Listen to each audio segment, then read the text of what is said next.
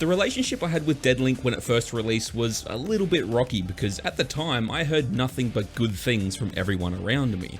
Under the Mayo gave it a glazing review, the Steam reviews are really positive, and no matter where I looked it seemed like everyone was enjoying themselves. Deadlink looked right up my alley too. It's fast, it's movement based, and it has a pretty high skill ceiling. But when I tried it for the first time, it just didn't click with me. So I put it aside, didn't think too much of it, and just came to the conclusion that although it was a great game, it just wasn't for me.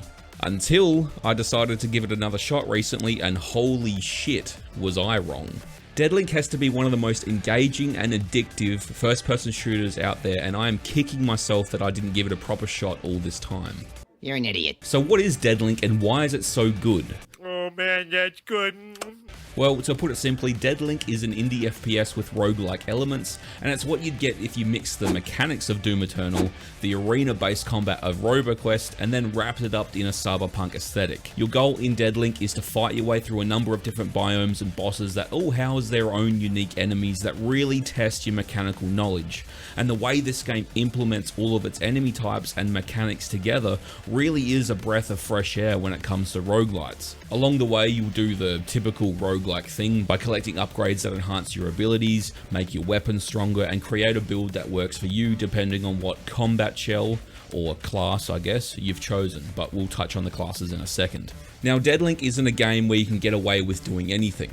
It's a game of player accountability and your ability to understand its gameplay rhythm. Now, you guys know me, I think player expression and player freedom in video games is far more important than player accountability, but Deadlink's gameplay loop is that addictive that I don't really even care that it locks you into a specific playstyle. Deadlink's gameplay loop revolves around 3 important pillars of execution: ammo management, ability cooldown management, but most importantly, marking enemies. Marking enemies is the key mechanic of Deadlink, and it's really important that you understand how it works. The main way you mark an enemy is by using your abilities and your grenades on them. Marking an enemy will cause them to drop ammo and shields upon death, and it is paramount that you keep your shield replenished as much as you can, because as soon as your shields are gone, that's when you start to take HP damage, and the only way you can get that back is by buying it in the shop or choosing a door that gives you 50 HP after clearing a stage, but we'll touch on how the stages work in a second also.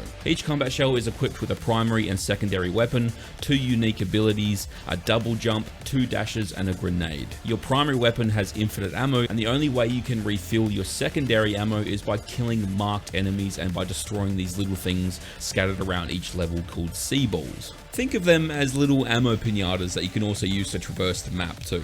So how exactly does marking an enemy work in regards to your abilities? Well, let's take a look at the first class you'll play as, the Soldier. The Soldier is equipped with a shotgun primary and a rocket launcher secondary. Your primary ability is a grapple hook that pulls you towards the target and marks enemies upon contact. Your second ability is a blinding short-range cone of EMP energy that temporarily stuns and marks enemies, leaving them vulnerable to an attack. The Soldier's playstyle is for someone that enjoys mobility, a balance between medium and short-range combat, and remaining nimble by mastering your cooldowns. And you'll find yourself zipping around the arenas by grappling the C-balls, gaining ammo and shields as you stun people with your EMP cone, grenade, and grapple hook. Now, at first, getting used to your abilities and how they work can feel a little bit sluggish, but take it from someone that dropped the game at the beginning for that reason, you will want to push through it. Because once you get the gameplay rhythm down and understand what this game is trying to tell you, Deadlink will become one of the most rewarding games you will ever play. So let's talk about the main component of a roguelike and another key element to Deadlink: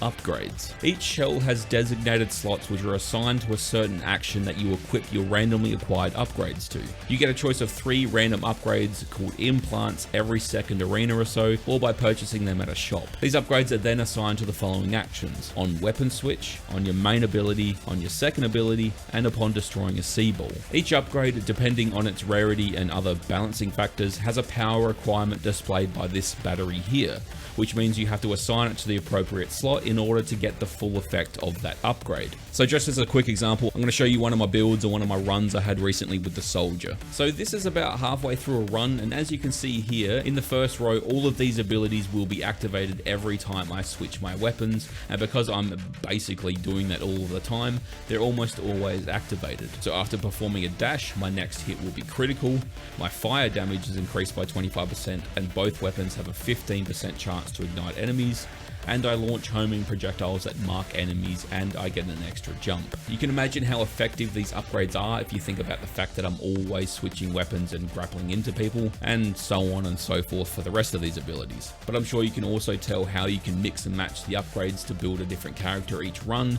and watch yourself grow stronger and stronger. Honestly, in my 20 plus hours of playing this game, I don't really have any criticisms. I think the minor gripes I'll have with this game will come down to a lack of experience and perspective. I personally would love the movement to be a little faster. I'd love to be able to slide so I can chain them together into a B-hop, and maybe even the ability to jump off walls, like even once. I would also like to see the main story playthrough change each time, make these biomes random, and once you reach the final boss, it would be cool to give the player the option to continue the run and do it all over again until they die. There is an endless wave mode separate to the main story, so I can't be too annoyed, I guess. Again, these aren't really criticisms, more so things I'd like to see added. Deadlink has quickly become one of the best games I've ever played, and I'm super disappointed in myself for giving up on it so easily back in the day. It has an incredibly engaging combat loop, satisfying mechanics, beautiful animations, interesting lore, a gorgeous neon aesthetic that pairs well with its banging soundtrack, and an insane amount of replayability. If you're a fan of games like Doom Eternal and RoboQuest, then I can't recommend Deadlink enough.